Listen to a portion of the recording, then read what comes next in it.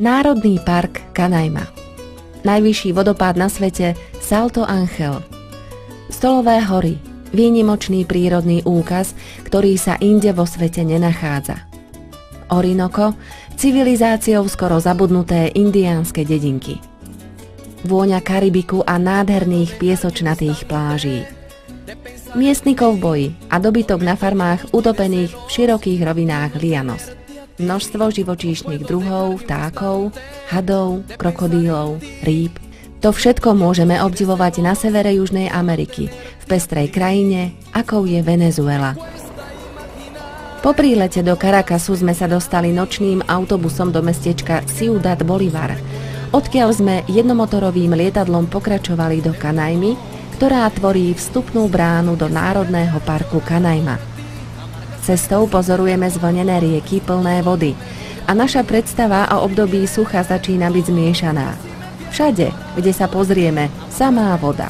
A kde si v diaľke týčiace sa stolové hory napovedajú, že jeden z našich cieľov je na blízku. Na Canaime je úžasné všetko. Jej burácajúce vodopády, v pozadí ktorých vyčnieva hranatý tmavý tieň stolových hôr, ako aj karamelovo sfarbená lagúna rieky Carao, v ktorej sa s radosťou po náročnej ceste z Európy kúpeme a relaxujeme. Pričom ani netušíme, že za naším chrbtom chystajú pôvodní obyvatelia Pemoni veľké pranie. Nachádzame sa v Národnom parku, avšak pre nich to nie je žiadna prekážka. Veď sú doma. Pohľad na vodopády bol tak fascinujúci, že sme zatúžili vydať sa k ním aj my. Rieka Carao sa rozvetvuje do 3 ramien tvoriacich deltu, ktorá sa v niekoľkých vodopádoch vlieva do veľkej lagúny, na brehoch ktorej sa zelenajú palmové háje. Majestátnosť, mnohotvárnosť a hluk padajúcej vody z 30-metrovej výšky veľa napovedá, čo nás asi tak čaká na nasledujúci deň, kedy sa vyberieme navštíviť najvyšší vodopád sveta, Salto Ángel. Po osviežení a masáži prírodnou sprchou sme sa vyšplhali nad vodopád, sadli sme si na kamene a začali vstrebávať prvé dojmy z Latinskej Ameriky. Plavba po rieke Carao v motorovom kanoe až po Salto Ángel zaberie skoro celý deň. 50 kilometrov dlhú cestu lemuje množstvo prírodných scenérií, takže máme čo obdivovať. Krásne pohľady na hory, Tepuy, sa striedajú s nervóznymi chvíľami prežitými pri prekonávaní perejí. Do kľudných vôd nad perejami sme vplávali ako víťazi, veď pohon 4x4 nenecháva nič na náhodu a poradí si so všetkými prekážkami.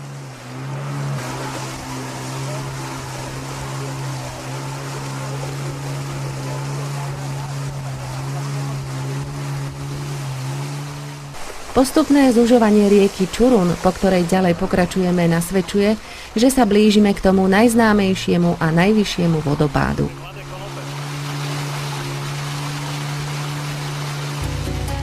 Je vysoký bezmála 1 kilometer, vyteká zo stolovej hory Ayuan Tepuy a svoje tajomstvá si držal až do roku 1935, kedy ho objavil Američan Jimmy Ángel. Musel to byť neopísateľný zážitok, tak ako aj pre nás, keď sa nám v plnej kráse vynoril. K večeru sa počasie rýchlo mení. Prší a my z pohodlia hamaky sledujeme, ako sa neuveriteľne krásny vodopád postupne stráca v oblakoch. Po dlhej ceste hľadovaní konečne plné bruchá, chrumkavé kurčatá, juka, indiánsky chlieb a pečené banány.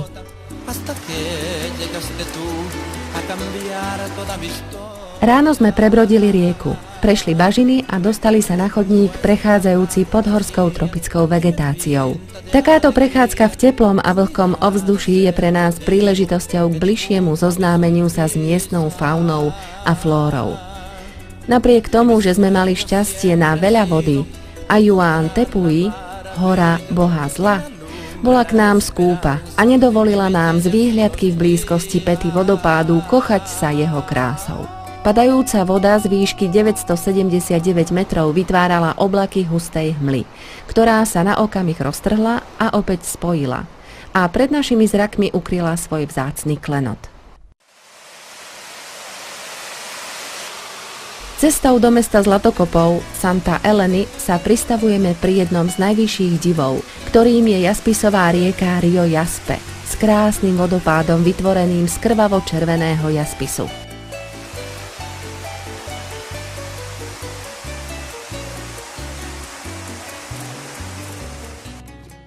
Gran Sabana.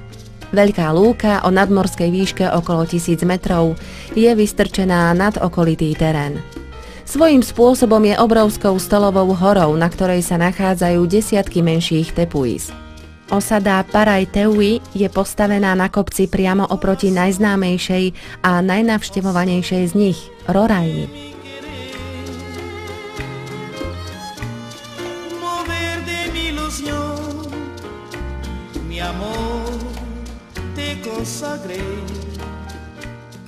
Cesta do prvého kempu trvá celý deň, väčšinou vo Veľkej Horúčave a na miestach, kde oddychujeme za asistencie dotieravých mušiek puri-puri, ktorých uštipnutie pocítime až po niekoľkých sekundách. I keď zdá sa, že široko ďaleko sme tu sami, kto takto pochoduje, nie je to tak. Máme spoločnosť, ktoré môžeme závidieť, v akom tempe a s akou ľahkosťou nosí svoj náklad. Pochod savanou nás stojí zo pár litrov potu a preto brodenie po pás vo vode cez rieku Rio Kukenan na záver dňa je pre nás tak osviežujúci, že zabúdame na únavu.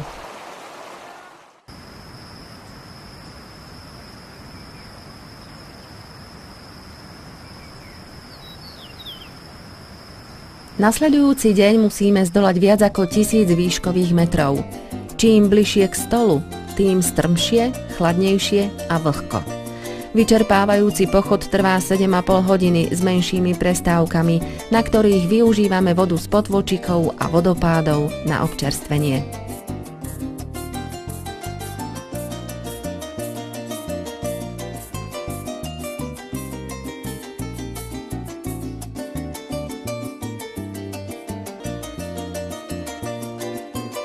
Mokrí a spotení sme sa ubytovali v jednom zo 7 hotelov pod Previsom. Nič extra, ale aspoň sucho a miesto pre 3 stany. Napriek hmle a striedaniu sa dažďa a mrholenia veríme, že sa nám podarí osušiť sa a vysušiť mokré veci. Každý, kto navštívil Roraimu, nenechá si újsť okúpať sa v jazierkach jacuzzi. Nás odradila chladná noc s teplotou okolo 10 stupňov. Avšak neodradila nás možnosťou kochať sa jedinečnou prírodou. Dojem pravekej krajiny s labyrintom balvanov a skál zvýrazňovali známe i menej známe rastliny, kríky a množstvo endemitov, ktoré lákajú botanikov z celého sveta. Niektoré rastliny sa často už nevyskytujú na žiadnej inej a dokonca ani na vedľajšej stolovej hore. Pre Pémonov bol povrch stolových hôr niečím posvetným a desivým, pretože na ňom sídlili zlí duchovia. Dnes je vrchol Roraimi turistickým rajom. Každý, kto chce naň vystúpiť, musí sa zapísať do knihy, zaplatiť vstupný poplatok, prenajať si sprievodcu, poprípade nosiča a pribaliť si vedro s vápnom, ktoré slúži na likvidáciu svojho telesného odpadu. Povrch Roraimi sa zdola javí ako rovný, ale pri chôdzi po ňom musí byť každý pripravený na to, že preňho nebude rovný ani len 1 meter. Všade prítomnou čiernou farbou skál, balvanov a kamenných platní súperí strieborná zrkadľujúcich sa mlák a močiarov. Čistý, ostrý vzduch, absolútne ticho. Putovanie skalným bludiskom plných bizarných útvarov pripomínajúcich sochy vytvára pocit, že sa nachádzame na inej planéte. Počasie bolo i naďalej zlé.